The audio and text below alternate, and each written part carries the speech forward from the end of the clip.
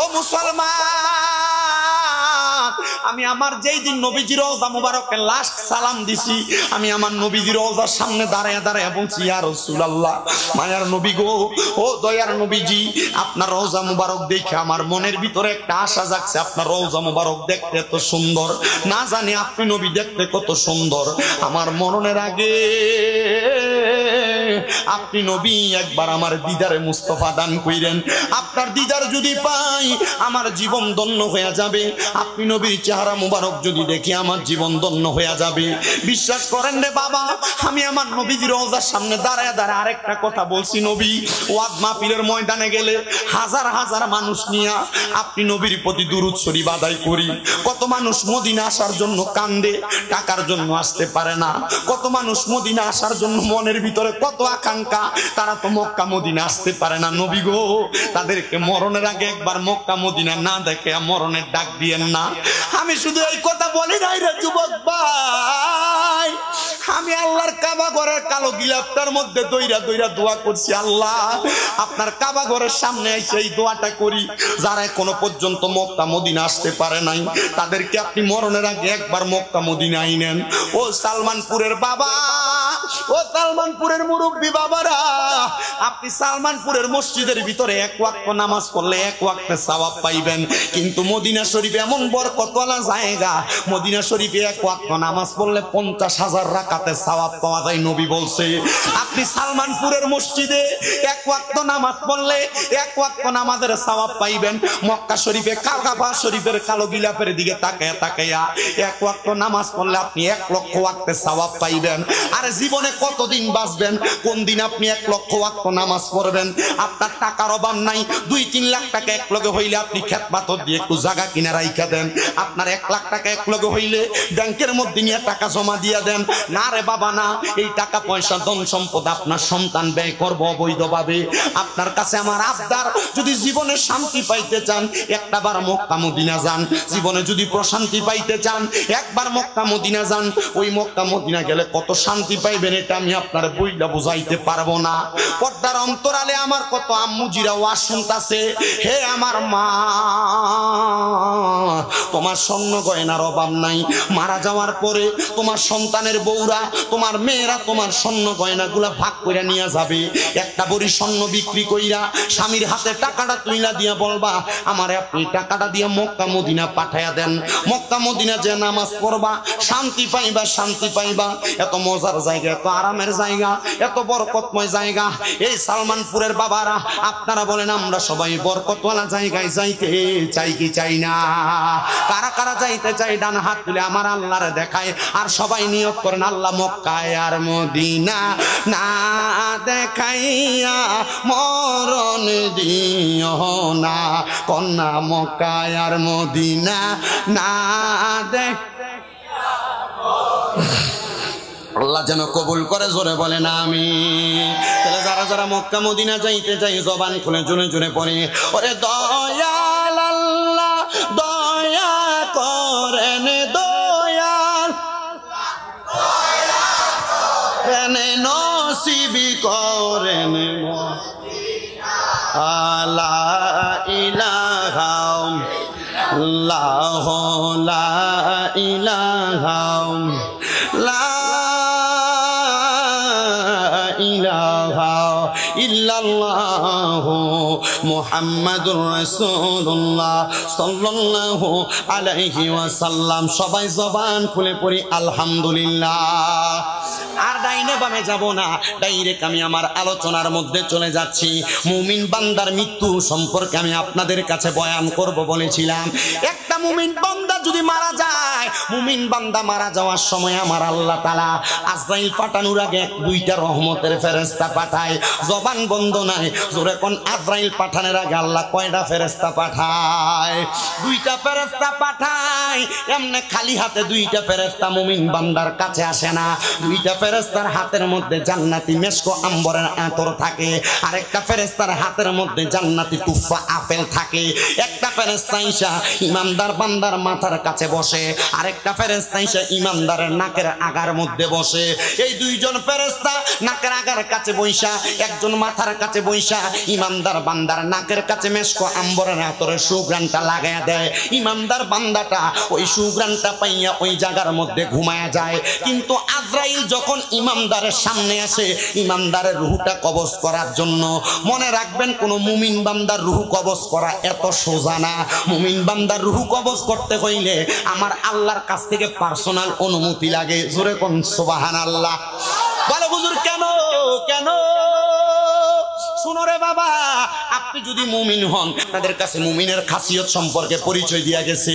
আপনি যদি মুমিন হন, আপনার এই রূহটা কবজ করার সময় আজরাইল রহমতের 8 জন ফেরেশতা বাধা দিবে। কয়জন ফেরেশতা? মুমিন বান্দার রূহ কবজ করতে আজরাইলের কি ভালো হইব না কষ্ট হইব? জোরে কয় না, কষ্ট হইব। কেমন কষ্ট শুনেন। আজরাইল মুমিন বান্দার রূহ কবজ করার সময় 1 নাম্বার মুমিন বান্দার বুকের মধ্যে থাবা দিবে, কিন্তু বুকের মধ্য থেকে 2 জন ফেরেশতা দাঁড়ায়া যাবে। ও বন্ধু, ওই 2 জন ফেরেশতা মুমিন বান্দার রূহটার সামনে আজরাইলের সামনে দাঁড়ায়া ডাক দিয়া বলবে, আজরাইল মুমিন বান্দার বুকের মধ্যে কেন তুমি হামলা চালাইলা? আজরাইল ডাক দিয়া বলবে, এ 2 জন ফেরেশতা, তোমরা আমারে বাধা দিলা। তোমরা কি জানো না আমার আল্লাহ তাআলা তাওবা নামক একটা গাছ রাখছেন লামকানের মধ্যে, যেই গাছের পাতায় পাতায় মানুষের হায়াত লেখা। ওই গাছের পাতাটা ছিঁড়া পইরা গেলে ওই মানুষটার হায়াতটা শেষ হয়ে যায়। এই বান্দার হায়াত শেষ, এই জন্য বান্দার রূহ কবজ করার জন্য আসলাম। বান্দার বুকের মধ্যে হাত দিলাম বান্দার রূহ কবজ করার জন্য। 2টা ফেরেশতা বলবে, আজরাইল, এই 2টা ফেরেশতা বলবে, আজরাইল বান্দার বুক দিয়ে তো তুমি রূহ কবজ করতে পারবা না। বলে কারণ কি? কারণ কি? বলে মুমিন বান্দার বুকের মধ্যে আল্লাহ এবং রাসূলের ভালোবাসা আছে, এজন্য মুমিন বান্দার বুক দিয়ে রূহ কবজ করা যাবে না। এবার সবচাইতে আকর্ষণীয় জায়গা বিওয়াজিকার নূর, যে চেহারার মধ্যে নূর চমকাইব, মুমিন বান্দার মুখের মধ্যে একটা থাবা দিব। ও মুসলমান, মুমিন বান্দার মুখের মধ্যে যখন থাবা দিব, কপালের মধ্য থেকে 2টা ফেরেশতা দাঁড়ায় যাবে। এই আজরাইল মুমিন বান্দার কপাল দিয়ে রূহ বাহির করতে পারবা না। বলে কেন কেন কেন কপালের মধ্য দিয়ে রূহ বাহির করতে পারবো না? বলে বান্দা মুমিন ছিল, বান্দা 5 ওয়াক্ত নামাজ আদায় করেছে, সিজদার মধ্যে যাইয়া সুবহান রাব্বিয়াল আলা বলেছে, আমার আল্লাহ তাআলার বরত্বের প্রশংসা করেছে, এই জন্য বান্দার কপাল দিয়ে রূহ বাহির করা যাবে না। এবার আজরাইল ফিরে যাবে, আজরাইল আইসা বান্দার ডান দিক দিয়ে হামলা করবে। বান্দার ডান দিকে যখন হাত দিবে, আর 2টা ফেরেশতা আজরাইলকে বাধা দিবে। এই আজরাইল এই ডান দিক দিয়ে রূহ কবজ করতে পারবা না। বলে কারণ কি? বলে বান্দার ডান দিক দিয়ে কইলাম আমরা বান্দার ডান এবং সাদেকা, আমাদের কাছ দিয়ে তুমি রূহ কবজ করতে পারবা না। আমরা বান্দার পক্ষ থেকে পাহারাদার হয়ে গেলাম। এবার বাম দিক দিয়ে হামলা করবে, বাম দিক দিয়ে হাত দিলে 2টা ফেরেশতা দাঁড়ায় যাবে। এই বান্দার বাম দিক দিয়ে রূহ কবজ করতে পারবা না। বলে কারণ কি? বলে বান্দার বাম দিক দিয়ে আমরা আছি বান্দার মা বাবার খেদমত, এই জন্য বান্দার বাম দিক দিয়ে রূহ কবজ করা যাবে না। এই আজরাইল এখন তো রূহ কবজ করতে পারবে না, আল্লাহ তাআলার কাছে ফিরে যাবে। আল্লাহ বান্দার রূহ তো কবজ করা যায় না। আমার আল্লাহ আজরাইলে নবীর হাদিস, আজরাইলকে নবীর হাদিসের বাণী শোনায়া দিবে। এ আজরাইল, তুমি কি জানো না বিকাউলি লা ইলাহা ইল্লাল্লাহ মুহাম্মাদুর রাসূলুল্লাহ ফাদাখালাল জান্নাতা, যেই ব্যক্তি জবান দিয়া লা ইলাহা ইল্লাল্লাহ মুহাম্মাদুর রাসূলুল্লাহ পড়ছে, সে মরার সময় ঈমানের সাথে মারা যাবে। বান্দা তো ঘুমায়, বান্দা তো এত আরামের সাথে মারা যাবে না। তুমি যে কষ্ট দিয়া রূহ কবজ করবা, একটু দাঁড়ায় থাকো, বান্দা ঘুম থেকে জাগ্রত হইলে তখন বান্দার রূহ কবজ করবা, তখন বান্দার রূহ কবজ করবা। সালমানপুরের কত মানুষ মারা যায়, মারা যাওয়ার সময় জিহ্বায় কামড় দিয়া মারা যায়। সালমানপুরের কত মানুষ মারা যায়, মারা যাওয়ার সময় বিছানায় প্রস্রাব পায়খানা কইরা মারা যায়। সালমানপুরের কত মানুষ মারা যায়, মারা যাওয়ার সময় চোখ উল্টে দিয়া মারা যায়। সালমানপুরের কত মানুষ মারা যায়, নাকে মুখে দিয়া রক্ত বাইর হয়ে মারা যায়। ওই মসজিদের ইমাম সাহেবের কাছে যে এইটা জিজ্ঞাসা করতে গেল না, কিন্তু মসজিদে একটু ময়লা ফুরে থাকলে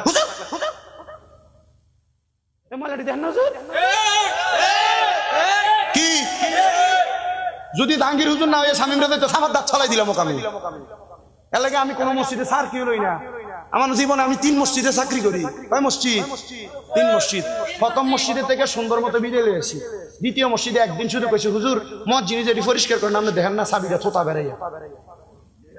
কারণ আমি যদি এ বেটারে ধমক শুনে স্যার কি করি, এ চাকরি যদি করতে যায় তাহলে আর এটা ইমামতি তো না, এটা গোলামি হইব। কি হইব কথা না, কি হইব? তখন আর আমার পিছনে ইমাম মুসল্লিরা নামাজ চলে, নামাজ আর হইতো না। লাগে আমি চিন্তা করলাম বুঝছি আর এনে কাম হইতো না, বিদায়। এরপর আরেকটার অবস্থা আপনারা হয়তো নেড়ে দেখছেন, অনেক মোটামুটি অপারেশন করে দিছি কমিটি।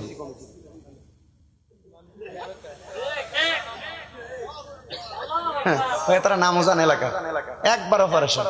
এখন যেটা ফরাই, এক জুমা ফরাইতে গেছি, হুজুর আমরা তো আমনে রইছি। আমি বললাম ঠিক আছে সান, ঠিক আছে। আমি কিন্তু ওই সবসময় ফরাইতে পারতাম না, মাহফিলের সিজন আমার সমস্যা, আমি 3 জুমা ফরাই না, আজকেও ফরাইছি না জুমা, খুব জ্বরে অসুস্থ তো। তা আমারে সভাপতি কল দিছে জুমার পরে, হুজুর জানি আইসেন না, আপনার ভাল লাগলে আইবেন, না না লাগলে আইবেন।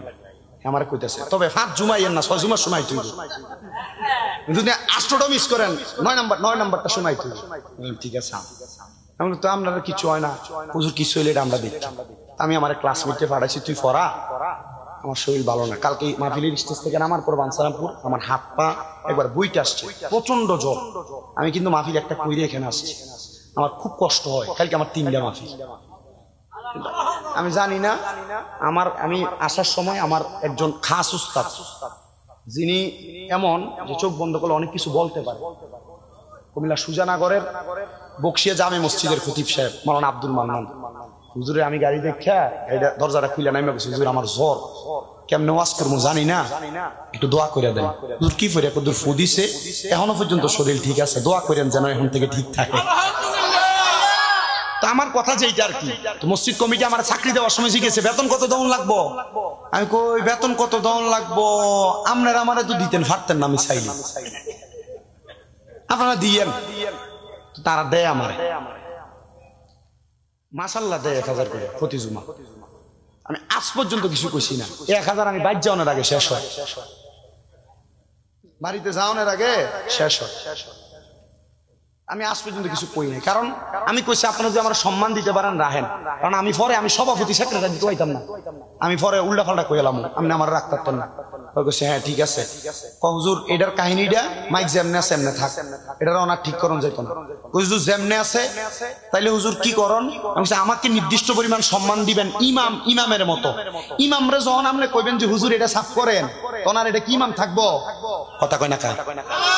সব মসজিদের ভিতরে এমন 2-1টা বান্দর মুসল্লি থাকে, কথা কন না কেন? এটা মসজিদের ইমামের ভিতরে লাগিয়ে থাকে, এটা লাগে এলাকার মসজিদের ভিতরে 3 মাস মুয়াজ্জিন টিকে না। আজান এমনি দিল কি রে, আজকের আজান 2 মিনিটের থেকে 3 মিনিট হইলো দিল লাগা, এই বাদ দে এটা, কথা কন না কেন? আমি চিন্তা করি এটি কি জবাব দিব আল্লাহর কাছে, কি জবাব দিব? এটি চাইয়ে থাকবো মুয়াজ্জিনের ঘাটটি ওদের মাথার মতো লম্বা হয়ে রয়েছে। তখন মুয়াজ্জিনের ভাইয়ের কাছে কইব, হুজুর আমরা মেকআপ সাজাই দিলাম, একটু আমার লয়ে যান। কব মনে আছিল নি ছাড়া খাবাইয়া আবার দোয়ানতে আউনের পরে বদনাম করছিল, হুজুর এটা বালা না, হুজুর এটা এমনি জোয়ান জান তো বলেন লোক ফুটবল খেলে, তো আপনার ইমাম মসজিদে চাকরি করে খেললে কি খেলে না? না হুজুর খেলতে পারতো না, হুজুর এটাও করতে পারতো না, কিছু করতে পারতো, হুজুরের দোষের অভাব নাই, এই কথা কন না কেন? ঠিক কিনা? আর বহুত এলাকার ভালো মানুষ যে এলাকায় ইমাম সাহেবরা 25, 26, 30 বছর 40 বছর ইমামতি করে, কোনো কিছু হয় না। আমি যেখানে নামাজ পড়াই এখন এ মসজিদে 40 বছর ইমামতি করছে, এ হুজুর এখন আমার পিছনে নামাজ পড়ে কয় বছর? 30 বছর এই মসজিদে। তার মানে বোঝা সালমানপুরে ভালো মানুষ আছে, আলহামদুলিল্লাহ কইলাম।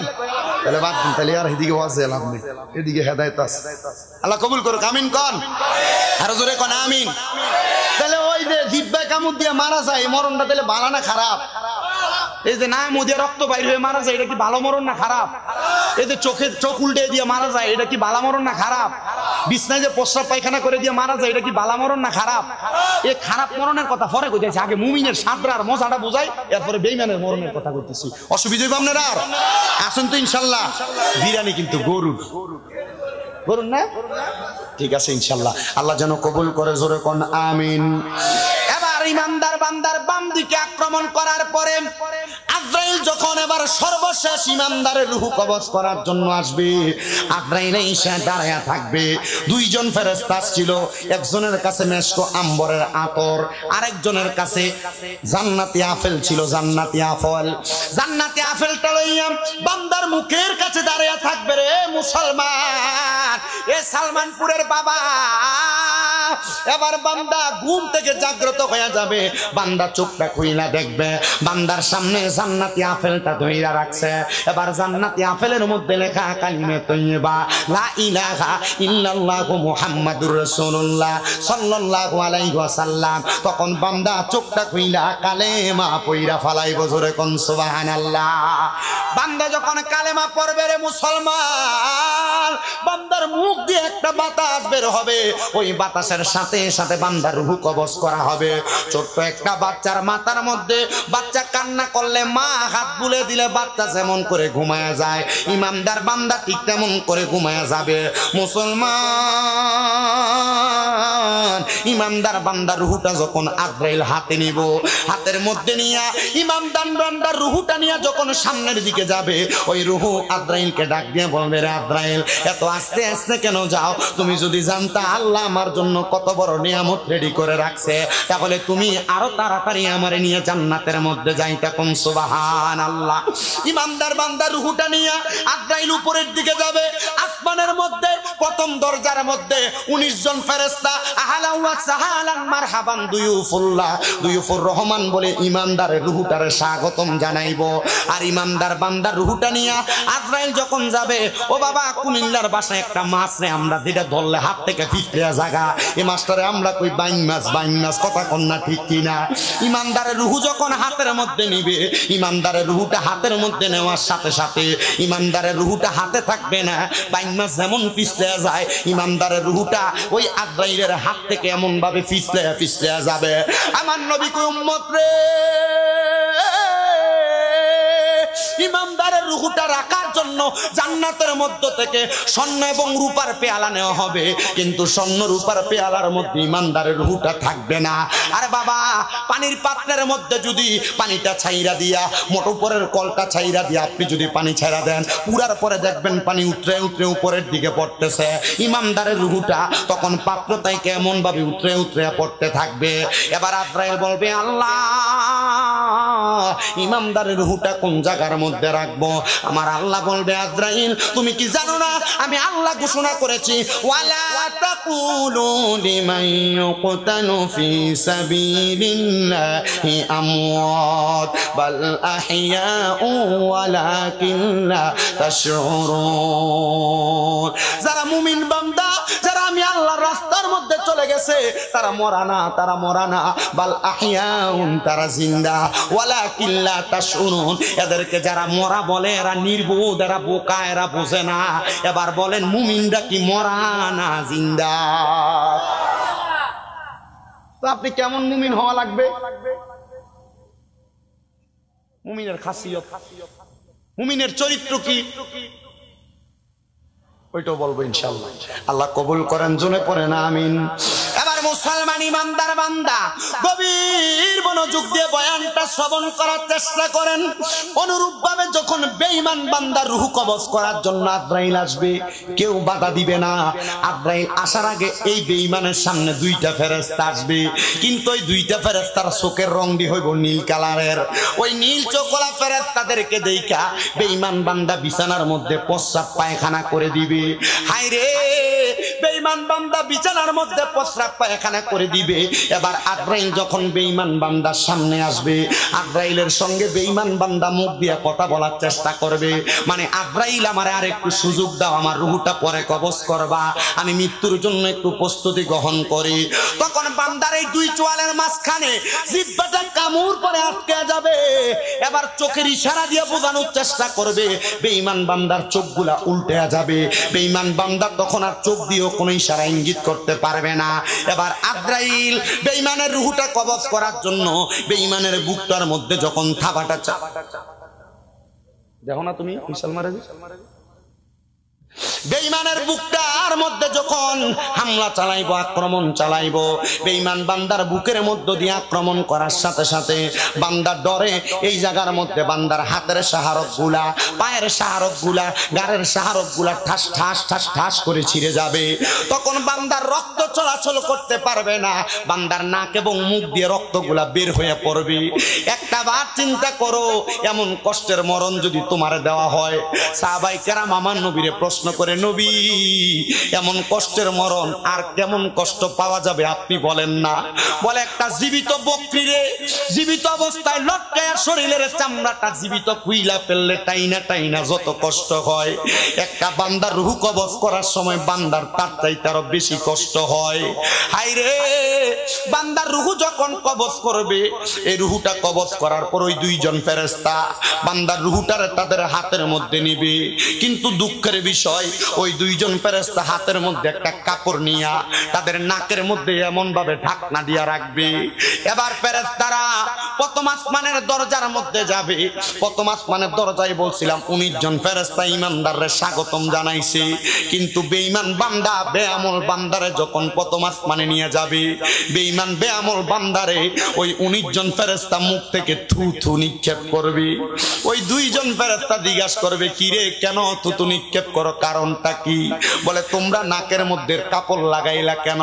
বলে বান্দা গুনাহ করতে করতে, হারাম খাইতে খাইতে, পরের হক খাইতে খাইতে বান্দার রূহটা দুর্গন্ধযুক্ত রূহ হয়ে গেছে, এই জন্য বান্দার রূহের দুর্গন্ধ আমরা সহ্য করতে পারি না। ও সালমানপুর এলাকার সুদখোরেরা, সুদ যে তোমরা খাও, গোশখোরেরা গোশ যে তোমরা খাও, পরের হক যে তোমরা খাও, মরার পরে তো তোমরা রূহটা একটা দুর্গন্ধযুক্ত ময়লা রূহ হবে। এবার আপনারা কোন পুরা সালমানপুর এলাকায় এমন বালা মানুষ আছে না নাই? সুদ খানা আপনারা আবার এটি ধরে নিয়ে মসজিদের সভাপতি বানান, এটি ধরে নিয়ে মসজিদের সেক্রেটারি বানান, এটি ধরে নিয়ে এলাকার সর্দার আর মাতাব্বরির দায়িত্ব দেন। যদি জিঙ্গা কিতারি তারে সভাপতি বানালি কা? মসজিদের সাত ডালাই দিতে যে রডটি লাগছে বেটা দিছে, কথা কয় না কেন? মসজিদের প্রথম কাতারে মসজিদে যে টাইলস কি এটি বেটা দিছে, এর লাগে বেটা সভাপতি, কথা কন না কেন? আবার সাধুয়ানে বলে দেখবেন লম্বা লম্বা কথায় সুদখোরেরা কয়, কথা কন না কেন? আছে না নাই এমন অবস্থা?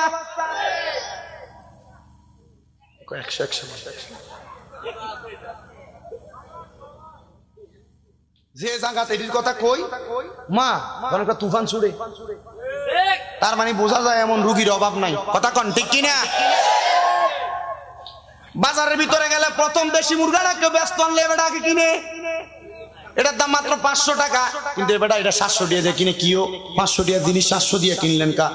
আমার টিয়ে যাবে কিন্তু তোর কি না, এবার হারাম টিয়ে আমরা কিনতে পারে, কথা কয় না?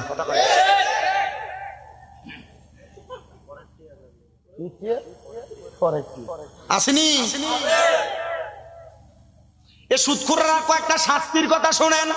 এটি কবরে যাওয়ানোর পর এটি কবরে যাওয়ানোর পরে আল্লাহ তাআলা এমন ফিডা বিগো ডাইরেক্ট ফিডা, হুজুর এই যে কয় না হুজুর আওয়াজ করি না আমরা, সওয়াল জবাব আছে 3টা, মান রাব্বুকা ওয়া মান দিনুকা ওয়া মান নাবিয়ুকা, জিনা এটি ডাইরেক্ট মাইর, ডাইরেক্ট ফিডা।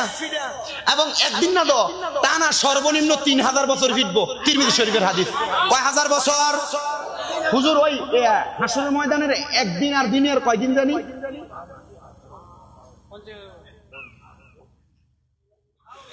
3000 বছর জ্বালাইবো। এমনে জ্বালাইতো না, কেমনে জ্বালাইবো? বলে জাহান্নামের আগুনের রং হলো 3টা। কয়টা? 1 নাম্বার লাল, 2 নাম্বার সাদা, 3 নাম্বার কালা। লাল রঙের আগুনের ভিতরে 1000 বছর জ্বালাই, এবার সাদা বানাইবো। এটার ভিতরে 1000 বছর জ্বালাইবো, এবার এটারে কালা বানাইবো। 1000 বছর জ্বালাইয়া এবার বান্দারে দাঁড় করাইবো তাকাসসুর নামক জায়গায়।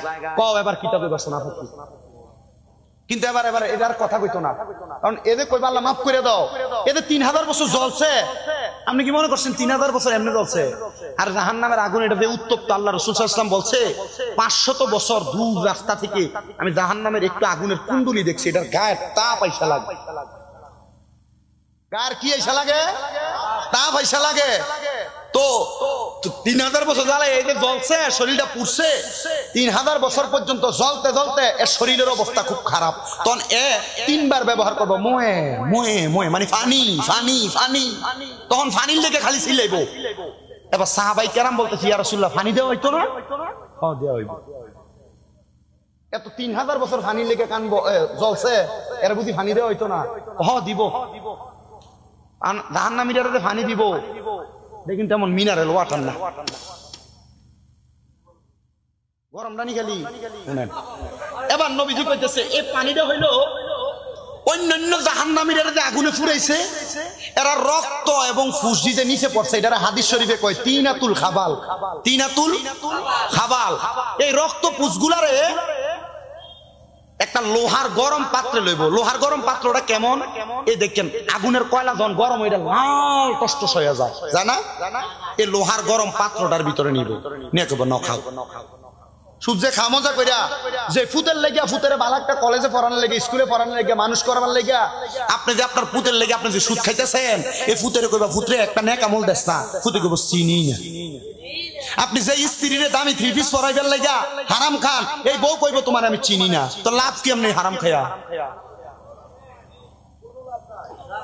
তখন বান্দা পানি খাবে, বলে হ্যাঁ দুনিয়ার একটা পানির মধ্যে একটু পরিমাণ সামান্য ময়লা পড়লে আপনি পানিটা ফালাইয়া দিয়া এরপরে ধুইয়া তারপরে ভালো পানি খান। তখন বান্দা এই তিনাতুল খাবাল মুখে দিবে, মুখে দেওয়ার পর বান্দার পেটের নারী বুড়িগুলা এই তিনাতুল খাবালের সাথে উতরেয়া বান্দার পায়খানার রাস্তা দিয়ে পড়বে। জোরে কোন নাউজুবিল্লাহ।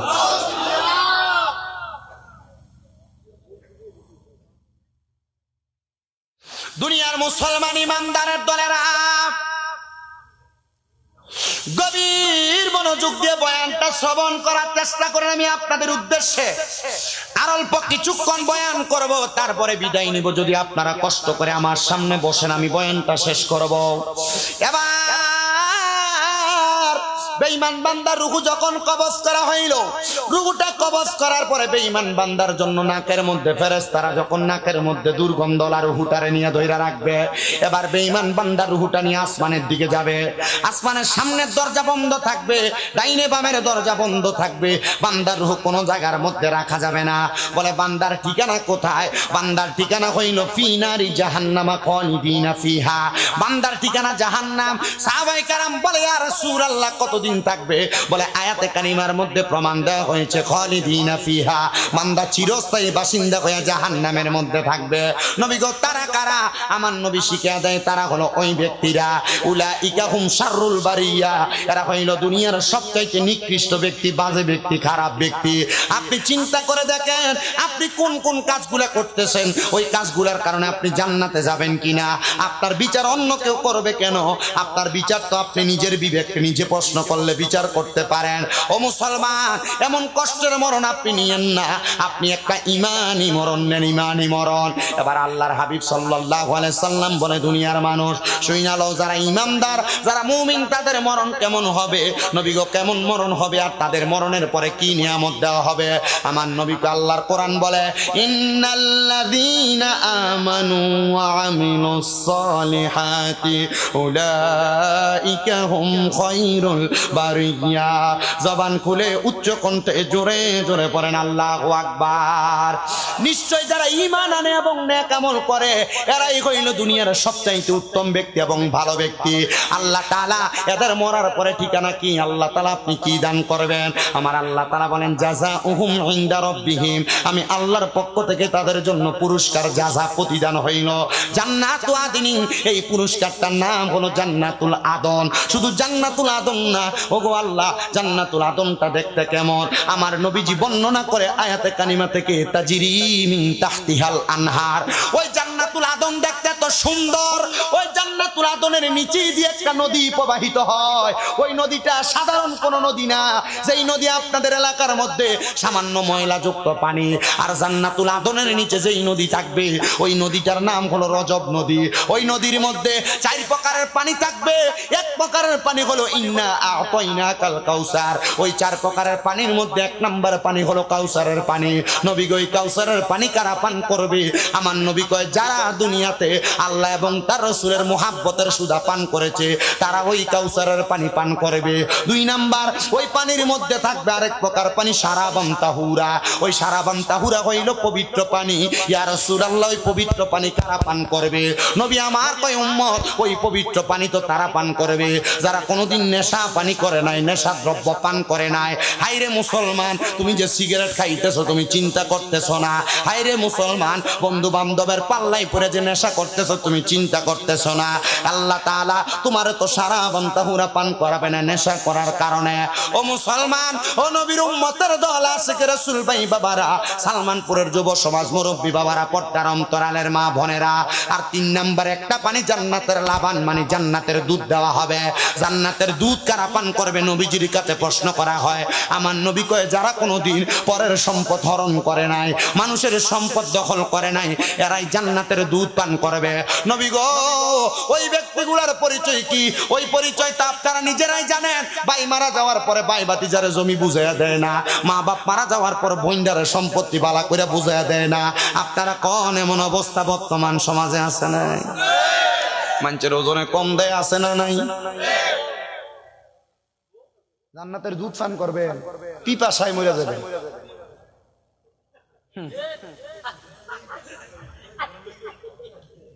কি তো হুজুর, ও সেদিন হায় হায় হাহাকারে পইরা যাবে দনি, পিপাসায় পাটিবে সাথী মগজ গলে পানি, কান্দিয়া জমিবে যত আদমের আওলাদ, আদম নবীর কাছে যাইয়া করবে ফরিয়াদ। সেদিন আদম বলবে নাফসি নাফসি, আমি কি সুপারিশ করতে পারি গো? তোমরা তাড়াতাড়ি চইলা যাও না আখিরি নবীর দরবারে, কঠিন দিনে আমার নবীজি বিনে, কঠিন দিনে আমার নবীজি বিনে। কিন্তু তুমি জমি দখল করবা, নবী তোমার বাঁচাইবো, ফিরেও চাইতো না। হুজুর নবী যে কইছে কুল্লু উম্মতি ইয়াদখুলুনাল জান্নাহ, আমার সব উম্মত জান্নাতি। কিন্তু নবী লাস্টে দিয়ে একটা কথা কইছেন, ইল্লা মান আসওয়ানি।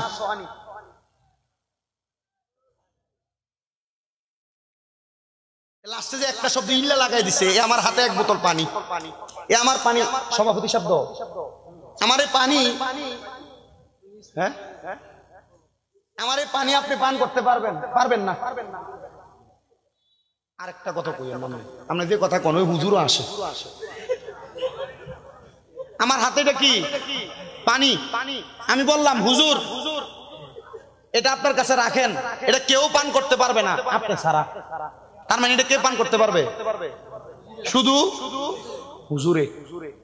নবী কইছে যে আমার সব উম্মত জান্নাতি, ওয়ালা মান আতানি দাখালাল জান্নাহ, যারা আমার ইতাআত করছে, আমি নবীর কথা শুইনা চলছে, এরা যাইবো।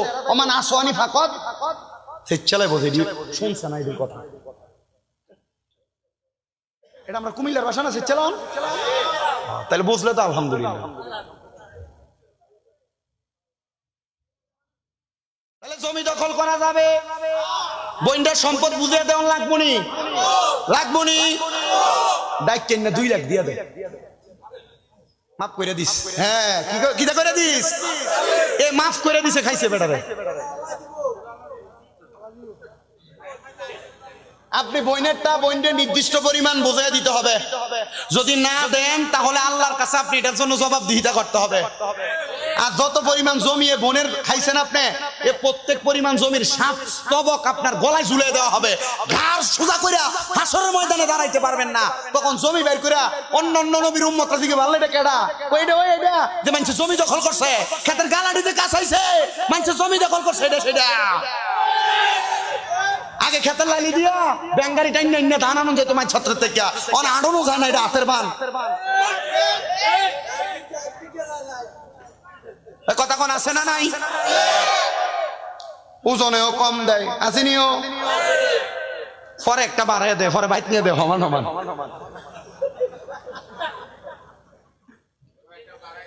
একটা গীতা করে দিছে আল্লাহ। আল্লাহ আপনারা হেফাজত করুক, জোরে কোন আমিন। বাবুরে এ ওয়াজ শুননা যাইয়া যদি আপনারা যদি এটার উপরে আমল না করেন, এ আমার এই পুরা ওয়াজ ফানিবাতের মতো। আমি কিন্তু অনেকগুলা বিষয়ে কথা বলতেছি, আপনাদের কষ্ট হইতেছে? সুদ খাওয়া হালাল মনে হয় নাকি? এটাও কিন্তু কইয়া দিছি কি শাস্তি দিব।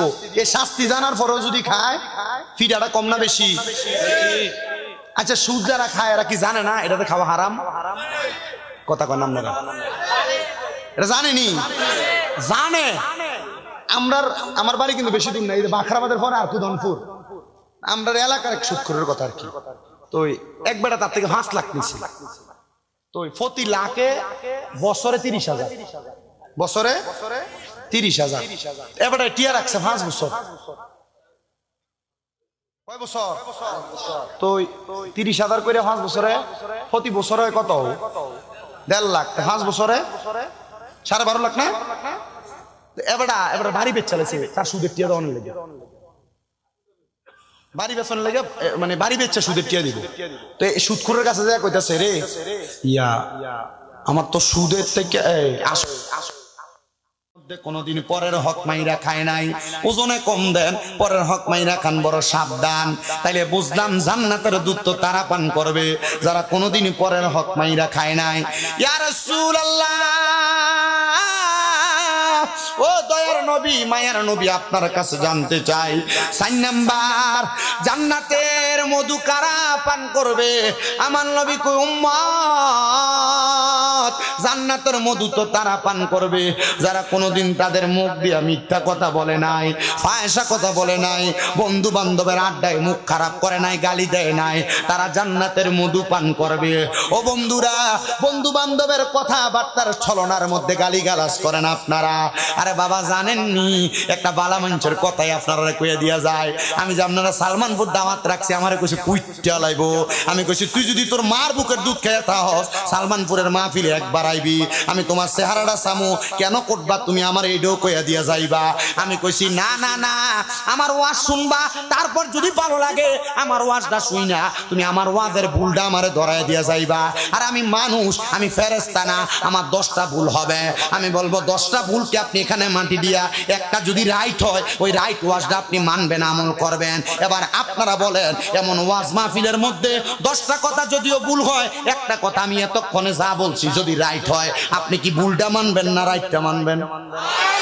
আমি এটাই চাই। রাজি আছেন ইনশাআল্লাহ? এবার আমার নবী বলছেন, তাহলে ফায়সা কথা যারা বলবো তারা জান্নাতের মধু পান করতে পারবে না। যারা গালি দিবে, মিথ্যা কথা বলবে, তারা জান্নাতের মধু পান করতে পারবে না। তো মিথ্যা কথা বলতে সাবধান। এবার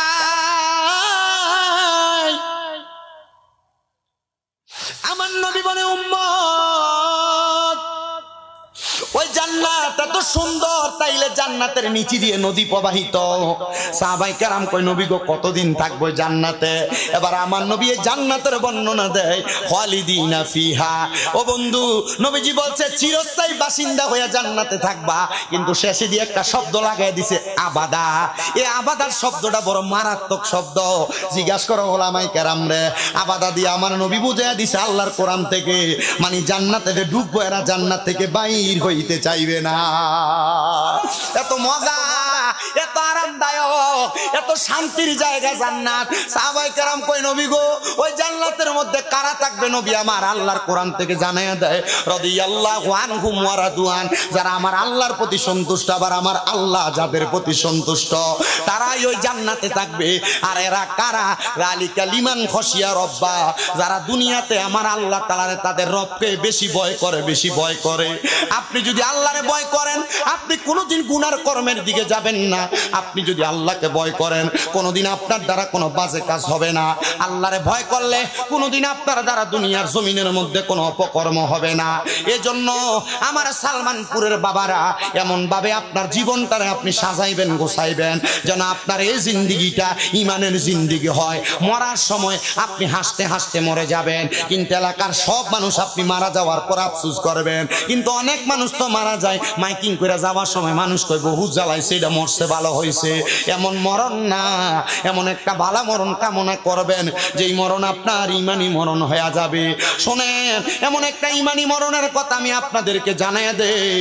যে ব্যক্তিটার বাড়ি ছিল দামেস্ক নামক এলাকার মধ্যে, উনি বলেন, ও জগতের মানুষ, দামেস্ক এলাকার মধ্যে আমি বসবাস করি কথা সত্য, কিন্তু আমার মনের মধ্যে একটা আকাঙ্ক্ষা ছিল রাহমাতুল্লিল আলামিন নবীকে আমি একবার হইল ঘুমের ঘরে স্বপ্নে দেখতে চাই, কিন্তু আমার নবী কোনোদিন আমার একবারও দেখা দেয় নাই। আমি সবসময় নবীকে দেখার জন্য দুরূদ শরীফ আদায় করতাম যেন আমি নবীরে দেখি। উনি ডাক দিয়ে কই, জগতের মানুষ, নবীকে পাওয়ার জন্য আমি এমন পাগল পারা হয়ে গেছি, এমন দিশে হারা হয়ে গেছি, আমি সংসারের মায়া ত্যাগ করে দিছি, আরে আমি আমার পরিবারের মায়া ত্যাগ করে দিছি। আমার সন্তান আমি বাবার সাথে আইসা জঙ্গলার মধ্যে অথবা পাহাড়ের গুহার মধ্যে আমার রসুলে পাক সাল্লাল্লাহু আলাইহি ওয়াসাল্লামকে দেখার জন্য বারবার আমি আব্বার কাছে ফরিয়াদ জানাই, এ বাবা, নবীকে দেখার জন্য এত কান্নাকাটি করেন, আমার নবীকে তো আপনি এখনো পর্যন্ত দেখেন না। উনি বলেন, কান্না করতে করতে আমি একটানা 70 বছর আমার নবীকে দেখার জন্য আমি কান্না করেছি। ও মুসলমান, আপনারা বলেন, মরার আগে আমরা একবার রাহমাতুল্লিল আলামিন নবীরে দেখতে চাই কি চাই না? উনি বলেন, একটানা 70 বছর রসুলকে দেখার জন্য কান্না করেছি, কিন্তু আমি আমার রসুলকে দেখতে পাই নাই। কিন্তু একদিন আমার সন্তান আইসা কয়, আব্বা এত বছর কান্দেন যেহেতু রসুলকে দেখেন না, আপনার আজকে রাত্রবেলা আর ওই রসুলকে দেখার জন্য কান্না করা লাগবে না। উনি বলেন, আমি ধৈর্য হারা হয়ে গেলাম, ধৈর্য হারা হইয়া আমার সন্তানকে নিয়ে আমি ঘরের মধ্যে ঘুমায় গেছি। কিন্তু রে, ওই দিন ঘুমানোর পরে আমি ঘুমানোর পরে স্বপ্ন দেখতাছি আমার ঘরটা নূরের আলোতে ঝলমল ঝলমল করতেছি। আরে এখন না লাইট আছে, লাইটের আলোতে ঘর আলোকিত থাকে। আগের জামানায় তো লাইটও ছিল না, কোনো আলোক সহ্য ছিল না। উনি বলে, আমি আমার ঘরটারে আলোতে ঝলমল ঝলমল করতে দেইকা আমি আবার চক্ষুটা খুইলা দেখলাম আমার ঘরের মধ্যে কে জানি একজন হাজির হয়ে গেছে। ওনার শরীরটা সাদা কাপড় দ্বারা ঢাকনা দেওয়া। আমি ওনারা জিজ্ঞাসা করলাম, কে গো আপনি, আপনার পরিচয় কি? তিনি আমারে কয়, যেই রহমতের নবীকে দেখার জন্য 70 বছর পর্যন্ত কাল্লা, কিরে পাগল, আজকে দিয়ে আমি নবীরে দেখার জন্য তুমি কান্দো না, আজকে দিয়ে তুমি আমি নবীরে দেখার জন্য দুরূদ শরীফ আদায় করো না, আজকে তুমি যে আমি নবীর উপর দুরূদ পড়ো না। উনি ডাক দিয়া কয়, কি গো রাসূল, 70 বছর ডাকলাম আপনি আমারে দেখা দিলেন না, আর আজকে না ডাইকা ঘুমায় গেলাম আপনি আমার সামনে হাজির হয়ে গেলেন। উনি ডাক দিয়া কয়, তুমি যখন আমি রসুলের প্রতি দুরূদ শরীফ আদায় করতাম, আমি রসুল নিজ কান মুবারকে মুহাব্বতের দুরূদ শুনতে পাই। মনে রাখবেন, নবীজির উপর মুহাব্বতে দুরূদ শরীফ পড়লে নবীজি আপনার দুরূদ নিজ কান মুবারকে শুনতে পায়। নবীজির উপর মুহাব্বতে দুরূদ শরীফ পড়লে আপনি কোন জায়গা থেকে দুরূদ শরীফ পড়েন নবী ওই জায়গাটা চিনেন। নবীজির উপর মুহাব্বতে দুরূদ শরীফ পড়লে নবী আপনার পরিচয় জানে, মানে আপনার বাবার নামও জানে। কিন্তু মুহাব্বত নিয়ে হেলায় হেলায় দুরূদ পড়লে আমার নবী কয়, ফেরেশতারা আমার কাছে ওই দুরূদ পৌঁছায়। তাহলে দুরূদ পড়ার পৌঁছানোর কবুল হওয়ার দুই মাধ্যম। মুহাব্বতে পড়লে নবী নিজ কান মুবারকে শুনতে পায়, আর যদি অবহেলা কইরা কোন রকম পড়ে তাহলে এই দুরূদ ফেরেশতারা নিয়ে পৌঁছায়। আপনারা বলেন, আমরা মুহাব্বতে ওই নবীর উপর বেশি বেশি দুরূদ শরীফ পড়ার দরকার আছে না নাই? আর মুহাব্বতে বলেন দরকার আছে না নাই? এ আমার সালমানপুর এলাকার বাবারা, হে আমার সালমানপুর এলাকার বন্ধুরা, একটু মনোযোগ দিয়ে বয়ানটা শ্রবণ করার চেষ্টা করেন।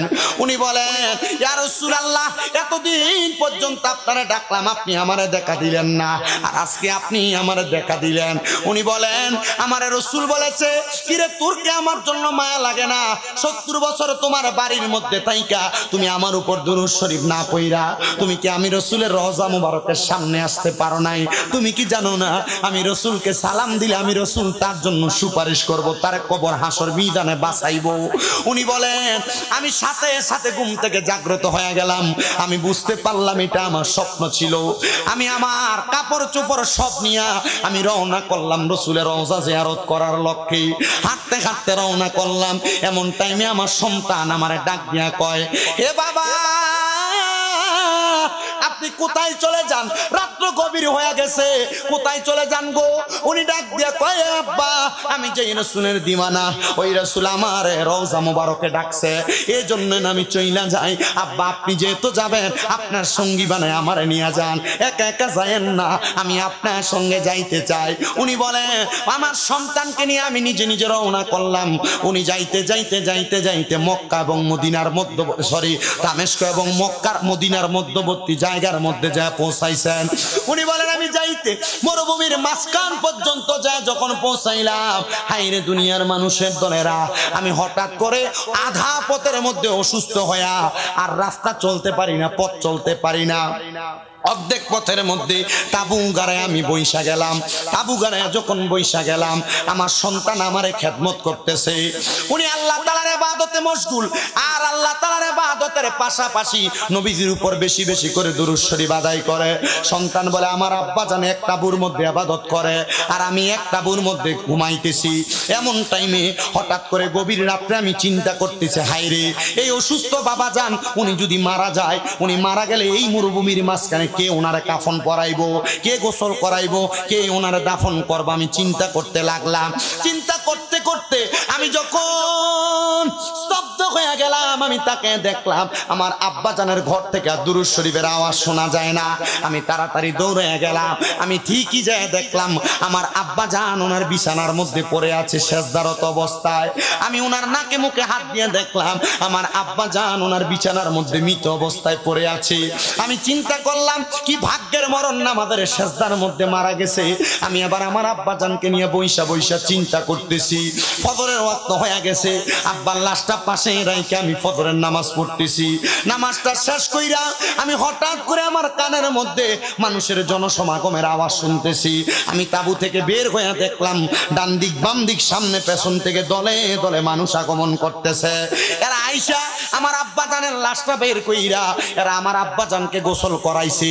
মশকের মধ্যে কইরা পানি নিয়ে আসছে, মশকের মধ্যে কইরা পানি দিয়ে আমার আব্বারে গোসল করাইয়া আমার আব্বারে কাফন পরাইয়া তারা আমার আব্বারে দাফন করে ফেলছে। আমার আব্বারে দাফন জানাজার নামাজ পড়াইয়া আমার আব্বা জানরে যখন দাফন করে তারা চলে যায়, পেছন থেকে একজনকে ডাক দিলাম, হে এলাকার মানুষ আপনারা কে কাহারা? আপনাদেরকে তো আমি জানাজার নামাজ পড়ার জন্য খবর দেই না। আরে বাবা, মানুষ বললে মাইক দিয়ে মাইকিং করা লাগে না। মানুষটা যদি বালা মানুষ হয়, মুমিন মানুষ হয়, সাচ্চা পাক্কা মানুষ হয়, তার জানাজার নামাজের ভিতরে মানুষের অভাব হয় না। মাইকিংও উদাউদি মাইকিং করে। আর আমি তো কাউরে কোনো খবরও দেই নাই। কই থেকে আসছেন আপনারা? ওই ব্যক্তি বলে, এ বাবা শুনো, গতকালকে রাত্রবেলা আমি স্বপ্নের মধ্যে দেখলাম রাহমাতুল্লিল আলামিন নবী আমার ঘুমের ঘরে স্বপ্নে বলতেছে, কিরে তোমরা তোমাদের ঘরের মধ্যে ঘুমাও, আর আমি নবীর একটা পাগল আশেক মরুভূমির মাঝখানে মৃত অবস্থায় পড়া রইছে, তার জানাজা কে পড়াবে? তোমরা যদি সাচ্চা পাক্কা একজন আশেকের রাসূলের জানাজার নামাজ পড়াইতে চাও, যাও যাও যাও ওই মরুভূমির মাঝখানে চলে যাও। বলে আপনি একজনে না স্বপ্ন দেখছেন? তারা এত মানুষ কই থেকে আসলো? বলে আমি যখন মসজিদের ইমাম সাহেবের কাছে ফজরের নামাজের পরে এই কথাটা বলছি, আমি দেখলাম সব মুসল্লিরা হাত তুলে কই, হুজুর আমি একই স্বপ্ন দেখছি, হুজুর আমি একই স্বপ্ন দেখছি, আমি একই স্বপ্ন দেখছি। ইমাম সাহেব আমাদেরকে নিয়ে আপনার আব্বা জানের জানাজার নামাজ পড়ানোর জন্য চলে আসছে। ওই সন্তান বলে আমি আমার আব্বা জানকে জানাজার নামাজ পড়ে কাফন দাফন শেষ কইরা এলাকার মানুষকে বললাম আমি এখন আর কোথায় যাব? আমার যাওয়ার মতো কোনো জায়গা নাই, আপনারা আপনাদের সাথী বানায় আমারে নিয়ে যান না। এবার নিয়ে গেছেন, আর ওই এলাকার মানুষ রাত্রবেলা ইবাদত করে আর কয় আল্লাহ এমন একজন মানুষের জানাজা আমরা পড়তে পারছি, আমরা ভাগ্যবান। এই মানুষটার কারণে আমরা রহমতের নবীকে স্বপ্ন দেখছি, আমরা ভাগ্যবান। ওই ছেলেটা ডাক দিয়া কয়, আপনারা তো নিজেদেরকে ভাগ্যবান মনে করেন, কিন্তু আমার আব্বাজান যে মারা গেছে, মারা যাওয়ার পর কবরে কেমন আছে আমি বাপ সন্তান তো জানি না। আমার জানতে বড় ইচ্ছা হয়। হায়রে আজকে সালমানপুরের কত সন্তানেরা মাহফিলে বসে গেছে, আপনাদের মা কবরে, আপনাদের বাবা কবরে কেমন আছে একবারও তো খবর লইলেন না। আব্বা মারে কবর দেশের মধ্যে শোয়া দিয়া আজকের মাহফিলে আসছেন, কিন্তু মা বাপ কবরে কেমন আছে আপনি জানেন না। ওরে 3.5 হাত গর্তে ফেলে কেমন করে আইলা চলে, তোমার বাড়ি আইতে দেরি হইলে যেই মা ঘুমাইতো না ওই কবর দেশে মায়ের পাশে একটু রইলি না। কেমন আছেন বাবা মনি, কেমন আছেন মা জননী, একবারও তো দেখায় আসলি না।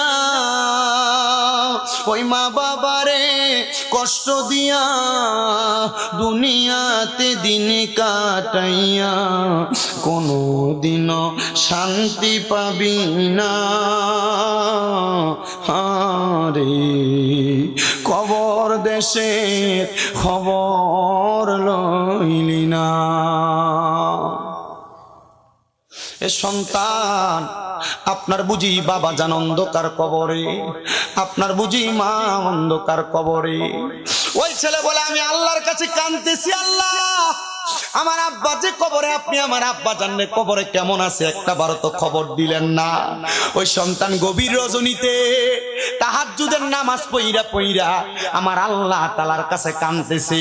মনে রাখবার সন্তানের দনেরা, দুনিয়ার জমিনের মধ্যে তাহাজ্জুদ নামাজটা বড় একটা নেয়ামত।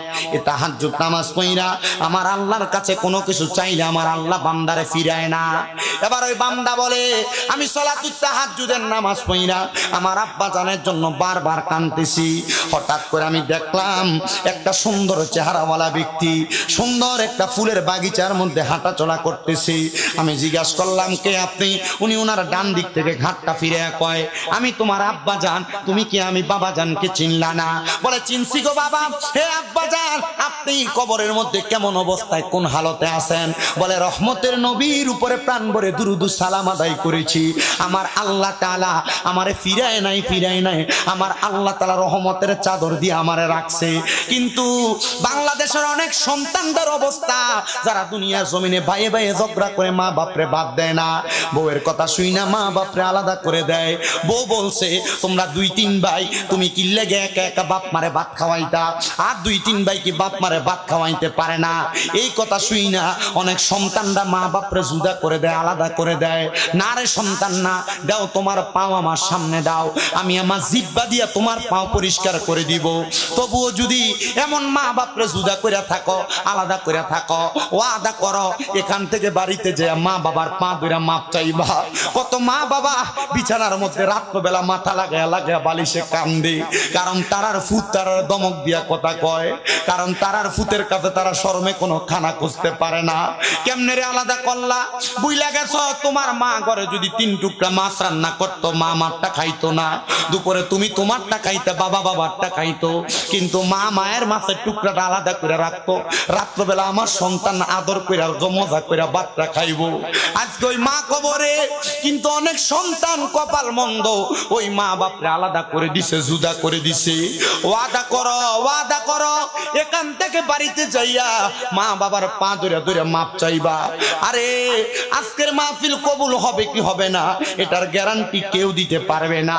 তবে আমি একটা গ্যারান্টি দিয়া যাই, আগামীকালকে যখন দেখবা এই এলাকার মুরব্বীরা দোকানে বৈশা বলতেছে হ্যাঁ আমার ফুতে কোনোদিন অন্যায় করে নাই আমার সাথে, তবু ওয়াশুই না যাই আমি আব্বা জানের পা ছুঁয়া মাপ চাইছি। হ্যাঁ আমার সন্তান কোনোদিন আমার সাথে কোনো অন্যায় করে নাই, তবু আমার সন্তান আমার পায়ে ধরে মাপ চাইছে। আরে মা বাবার পায়ে ধরলে দাম কমে না, ইজ্জত কমে না। মাঝে মাঝে সুযোগ পেলে আম্মা আব্বার কদমের মধ্যে চুমা দিবা চুমা। কেন জানো? আমি গুনাহগার মানুষ, আমার এলেমের জোরে আমি কথা বলি না, মাত্র কুমিল্লা আলিয়ার মধ্যে কামেল প্রথম বর্ষে পড়ালেখা, কিন্তু আমার আল্লাহ তাআলা আজকে 8 বছর পর্যন্ত আমারে দিয়ে ওয়াজ মাহফিল করাই। ক্লাস 6-7 শুনছি আম্মা আব্বার কদমের কাছে সন্তান ছোট হইলে সারা জগতের কাছে আল্লাহ তাআলা ওই সন্তানদের দামি বানায়া দেয়। এরপর থেকে আমার আল্লাহ তাআলা আমার সম্মান বাড়াইছে, যেই সম্মানের আমি যোগ্য না। এ সন্তানের দল, এ নবীর উম্মতের দলেরা, মা বাপ বৃদ্ধ হইলে জিহ্বার স্বাদ নষ্ট হয়ে যায়, কখন কি খাইবো মা বাপ বলতে পারে না, সন্তানরে মুখ ফুইটা। আপনি ওই মা বাপরে জুদা করে দিছেন, আর আপনার মার যেই দিন আপনার ঘরে খানা হয় আপনার বউ বালা কোনো রান্দা রান্ধে না। আল্লাহর দোহাই লাগে কেউ যদি এমন মা বাপরে আলাদা করে থাকো, এখান থেকে বাড়িতে যে মা বাবার পাউডি ধরে কইবা, মা ও আব্বা আর জুদা খাওয়া লাগতো না, আমার ঘরে আপনি ভাত খাইবেন। যতক্ষণ পর্যন্ত মুখ দিয়া বলছে মাফ করে দিছি, ততক্ষণ পর্যন্ত মা বাবার পাও চাইরো না। কারণ আমার নবী কয়, ওই মা বাবারে অসন্তুষ্টি করলে আমার আল্লাহ অসন্তুষ্ট হয়ে যায়। সাখাতুর রব্বি ফি সাখাতিল ওয়ালিদাইন। এই দুনিয়ার মানুষ ওই আম্মা আব্বারে সন্তুষ্ট করলে আমার আল্লাহ সন্তুষ্ট হয়ে যায়। রেদার রব্বি ফি রিদাল ওয়ালিদাইন। আম্মা আব্বার সন্তুষ্টিতে আমার আল্লাহ সন্তুষ্টি হয়ে যায়। জানি না আপনারা মা বাবার কাছে মাপ চাইবেন কিনা, তবে অনেকে চিন্তা করে, হুজুর যাদের বাড়িতে বাবা আছে তারা বাড়িতে যাইয়া বাবার পায়ে ধরে মাপ চাইব, আমার তো আব্বা নাই, আমি কার পায়ে ধরে মাপ চাইব। অনেকে চিন্তা করে, হুজুর যাদের বাড়িতে মা আছে তারা বাড়িতে যাইয়া মার পায়ে ধরে মাপ চাইব, আমার তো মা নাই, আমি কার পায়ে ধরে মাপ চাইব। সন্তান চিন্তা করবেন না, একটু পরে আখিরি মুনাজাত হয়ে যাবে। ওই মুনাজাতের মধ্যে আপনি আমার আল্লাহ তাআলার কাছে কান্না করবেন, রব্বির হামহুমা কামা রব্বায়ানি সগীরা। আমার নবী কই, উম্মত কোন সন্তানের মা মারা যাওয়ার পরে, বাবা মারা যাওয়ার পরে ওই সন্তান যদি চোখের মণিকোঠার মধ্যে একটা মাছির মাথা পরিমাণ পানি চাইরা দিয়া কান্না করে, ওই পানি মাটিতে পড়ার আগে আমার আল্লাহ তাআলা তার মা বাপরে মাফ করে দেয়। এখন তোমার বুঝি মা বাবার জন্য চোখের পানি আসে না, এখন তোমার বুঝি মা বাবার জন্য কান্না আসে না, কিন্তু বাড়িতে গেলে আব্বা যেই খাটের মধ্যে ঘুমাইতো ওই খাটটার দিকে চাইলে চোখের পানিটি বায়া বায়া পড়ে। বাড়িতে গেলে আম্মা যেই কাপড়টা পরতো আলমারির দিকে তাকাইলে, আম্মার পুরান কাপড়টার দিকে তাকাইলে চোখের পানি বায়া বায়া পড়ে। সন্তানের দল ওই মা বাবার মতো রত্ন যদি বাইচা থাকে, এখন থেকে তোমরা যত্ন করা শুরু করো। মনে রাখবা, ওই মা বাবার পেছনে টাকা পয়সা খরচ করতে কোনোদিন অলসতা করবা না। আমার নবীজি শিখিয়ে দেয়, উম্মত ওই আম্মা আব্বার পেছনে যদি কেউ মাত্র 1 দিরহাম খরচ করে, আমার আল্লাহ তাআলা ময়দানে মাশরে এইটাকে লক্ষ কোটি গুণ বাড়ায়া বরকত হিসেবে সন্তানের কাছে উপস্থাপন করে দিবে। এই সন্তান আপনাদের সবার কাছে আমার আবদার, এই কাজটা করবেন যেন আল্লাহ তাআলা আপনার অসংখ্য বরকত অসংখ্য নিয়ামত দান করে। যদি আল্লাহ তাআলার অসংখ্য নিয়ামত অসংখ্য বরকত চান, আম্মা আব্বার মনে কোনোদিন কষ্ট দিয়েন না। দেখবেন আপনাকে আমার আল্লাহ তাআলা জগৎ বিখ্যাত বানায় দিবে, আপনি টেরও পাবেন না। আল্লাহ তাআলা আমাদেরকে এমন আম্মা আব্বার প্রতি সদাচরণ এবং ইহসান করার তৌফিক দান করুন। জোরে জোরে পড়েন আমিন। কিন্তু অনেক সন্তানেরা এখানে বসছেন, আপনার মা বাবা আপনাকে লাখ লাখ টাকার জমি সম্পদ দিয়ে গেছে। ওই সম্পদে যদি আপনি ভাড়া থাকতেন, মাসে যদি 5,000 টাকা করে ভাড়া দিতেন, 12 মাসে 60,000 টাকা ভাড়া দেওয়া লাগতো আপনার।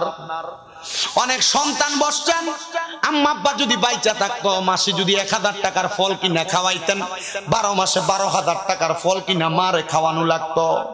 কিন্তু ওই মা কবরে, ওই বাবা কবরে আপনার কাছে কোনো ফলও চায় না, খানাও চায় না, ভাড়াও চায় না। গত বছরও নাকি মাহফিলে কালেকশন করছে, কিন্তু অনেকে দিছে অনেকে দেয় নাই। এজন্য আমার কইছে, হুজুর কালেকশন দরকার নাই, বাকির কালেকশন। যারা তাবারুক নিয়ে ভলান্টিয়ার রেডি আছেন, আপনারা তাবারুকটা নিয়ে একটু রেডি থাকেন। আমি অল্প কয়েক মিনিটের ভিতরে ওই মা বাবার জন্য খাস করে দোয়া চাই। নগদে 2000, 1000, 500 এমন করে করে দান করবেন, আমার কাছে দিয়া যাবেন, আমি খাস করে দোয়া করব। আরে আছেন নাকি একটা সন্তান দাঁড়াইবেন, হুজুর আমি 2000, আমি 5000।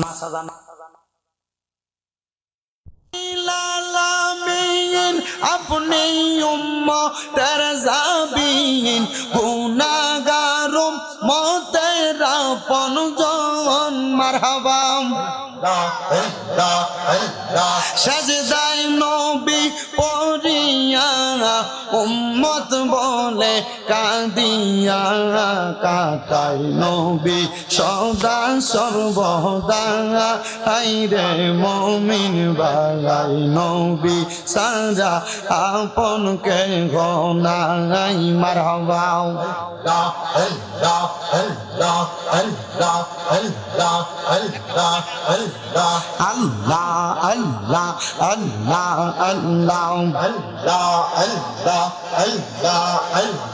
ও মাহবুব মাওলা রে ডাকি আমরা তোমারে মারহাবা আল্লাহ আল্লাহ ও মাহবুব মাওলা রে ডাকি আমরা তোমারে মারহাবা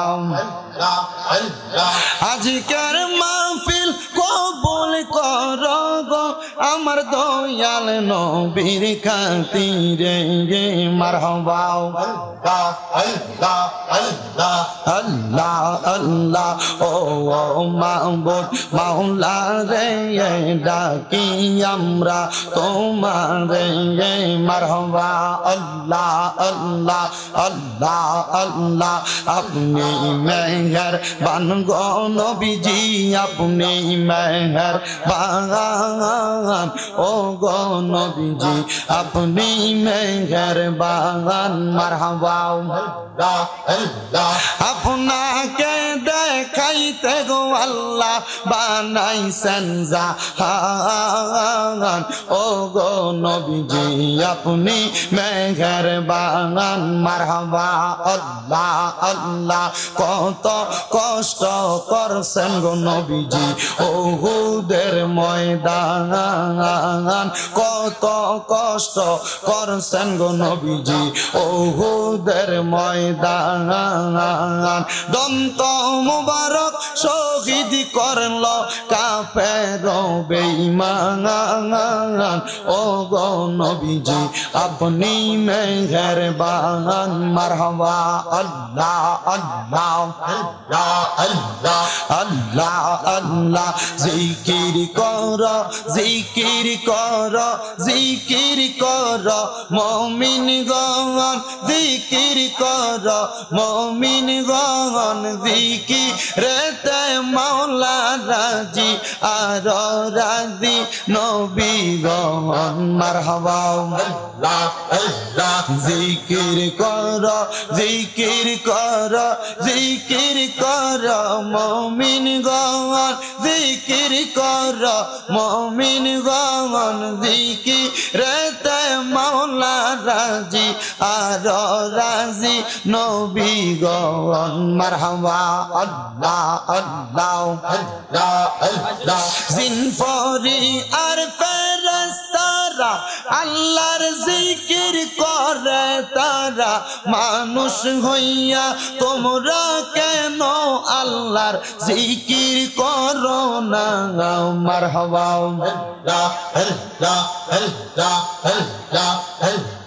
হস্তা দিলা সে বিবারে জিব্বা দিলা ডাকতে তারে নয়ন দিলা দেখিবারে তবু কেন অন্ধ মন জিকির কর জিকির কর জিকির কর মুমিন গণ জিকিরেতে মাওলা রাজি আর রাজি নবী গণ মারহাবা আল্লাহ আল্লাহ আল্লাহ আল্লাহ আল্লাহ আল্লাহ আল্লাহ আল্লাহ আল্লাহ আল্লাহ আল্লাহ আল্লাহ আল্লাহ আল্লাহ আল্লাহ লা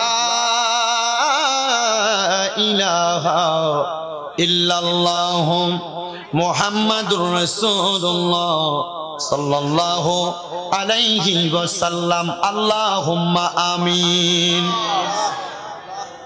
আল্লাহুম্মা আমিন আলহামদুলিল্লাহি রাব্বিল আলামিন আসসালাতু ওয়াসসালামু আলা রাসূলিহিল কারীম ربنا ظلمنا أنفسنا وإن لم تغفر لنا وترحمنا لنكونن من الخاسرين يا إلهي رحم فرما مصطفى की वास्ते खुले दे दरवाज़े रहमत गदा की वास्ते रहमतुल लिल आलमीन खत में रसूल जाने जहा अहमद हामिद मुहम्मद मुस्तफा की वास्ते मबूदो ও দয়াল আল্লাহ মায়ার নজর করে তাকে দেখেন গো আল্লাহ এই সালমানপুরস্থ আবুল কালাম মেমোরিয়াল ঈদগাহ মাঠে সালমানপুর মধ্যম পাড়া গাবতলী বেবি স্ট্যান্ডের যুব সমাজের উদ্যোগে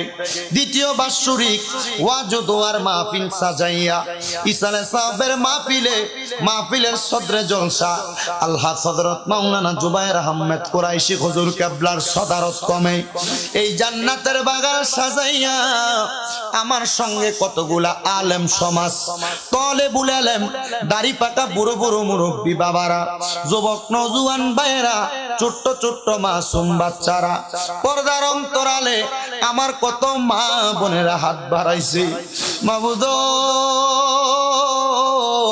যার হাত তোমার কাছে মায়া লাগে পছন্দ হয় ওই হাতের উসিলায় আমরা প্রত্যেকের জীবনের গুনাহ মাফ কইরা বেগুনা মাসুম বান্দা বানায়া দাও আল্লাহ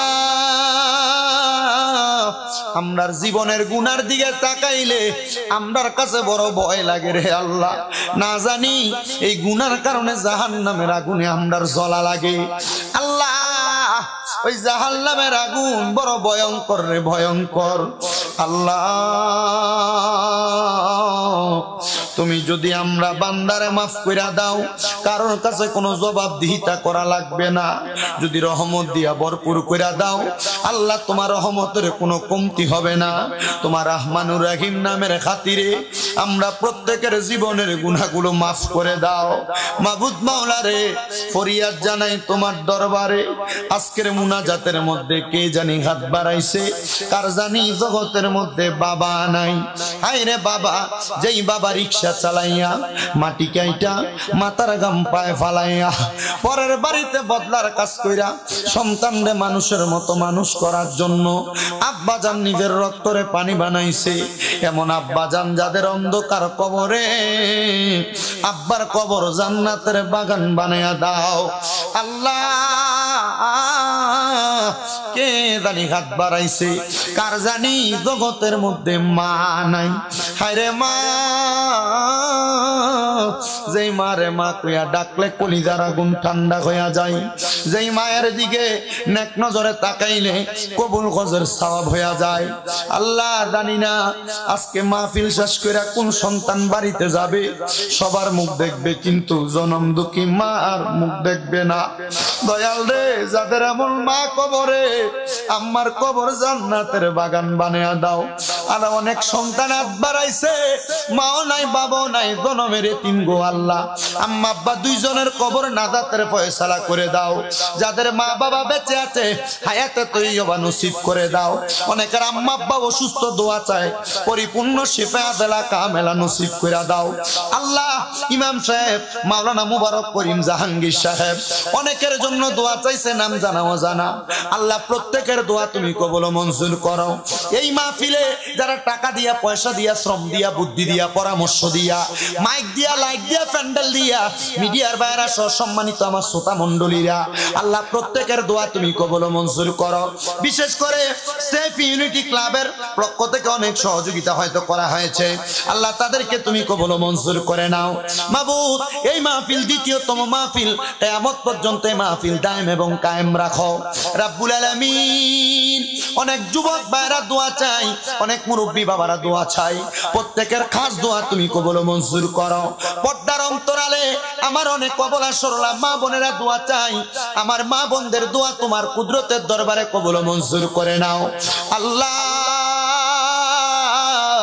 আল্লাহ অনেক প্রবাসী ভাইরা বিদেশ থেকে দোয়া চাই প্রবাসীদের কামাই রুজির মধ্যে বরকত দাও প্রবাসীদের হায়াতে বরকত দাও প্রবাসীদের মনের নেক নেক আশাগুলো পূরণ করো প্রবাসীরা যেন কামাই রুজি করে আবার সহি সালামতে দেশে ফিরতে পারে সে তৌফিক দান করো মরণ দিবা দুঃখ নাই তবে বেঈমান বানায়া মরণ দিয়েন না মরণের আগে বারবার মক্কা মদিনা তাওয়াফ জিয়ারত নসিব করায়া আখিরি জবানে মধুর কালেমা পড়ায়া দিয়েন লা ইলাহা ইল্লাল্লাহ মুহাম্মাদুর রাসূলুল্লাহ সাল্লাল্লাহু আলাইহি ওয়াসাল্লাম। আসসালামু আলাইকুম ওয়া রাহমাতুল্লাহি ওয়া বারাকাতুহু। একটু বসে কিছু মানুষ বাকি আছে কোন দিয়া